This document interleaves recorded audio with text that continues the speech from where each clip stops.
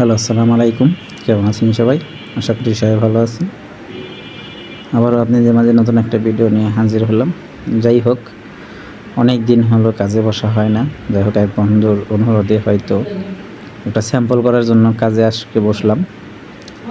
যাই হোক, আজকে কাজটা হলো এই ডিজিটাল প্রিন্টের উপরে, জর্জেট কাপড়ের উপরে শুধু হাফ পাইপ মারা, জিরো হাফ পাইপ মারা। আপনারা যেটা দেখতে পাচ্ছেন এখানে জিরো হাফ পাইপ মারতেছি।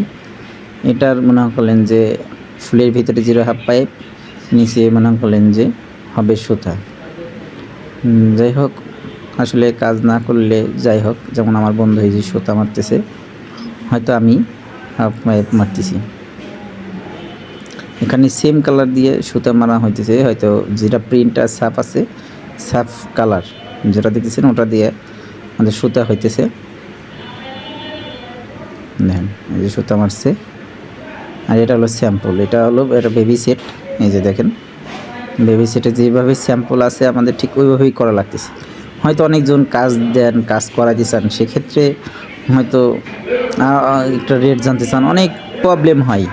কিন্তু সেক্ষেত্রে আমি বলবো কি ভাই, আগে একটা স্যাম্পল দিলে আমাদের ভালো হয়, কারণ স্যাম্পল দিয়ে এই স্যাম্পল অনুযায়ী আমি আপনাদের কাজ করে দেব। সেক্ষেত্রে দেখা গেল যে আর কোনো প্রবলেম হবে না। অনেক সময় আমাদের ডিজাইন করে নিতে হয়, যেমন এই মালটার ডিজাইনটা হয়তো করা লাগে নাই, ডিজাইনটা হয়তো করাই ছিল, মনে করলেন যে হয়তো ডিজিটাল প্রিন্টের ছাপ আছে, আমাদের হয়তো প্রিন্টের উপর দিয়েই কাজ করতে হয়েছে।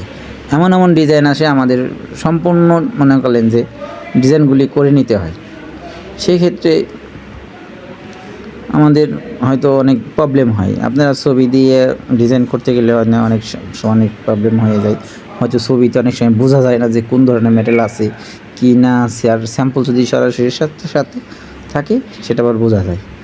যেমন এই যে পাশে কাজ হচ্ছে সে কারখানার, এখানে মনে করলেন যে কম্পিউটারের কাজ আছে, কম্পিউটারের কাজের ভিতর দিয়ে এখানে শুধু গ্লাসের আমাদের শুধু আউট মারতে হচ্ছে।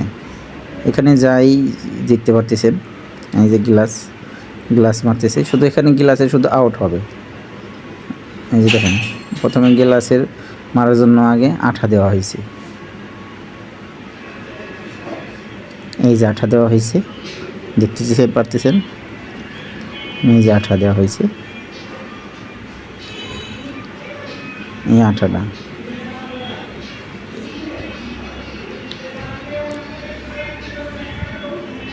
যাই হোক, আমাদের কাছে যদি কেউ কাজ করাতে চান ওইভাবে, হয়তো যদি কোনো বড় ধরনের লট থাকে তাহলে আমাদের সাথে যোগাযোগ করবেন, কারণ অনেক 2, 4, 10 পিস 20 পিস কাজ আসলে আমাদের করে পোষায় না।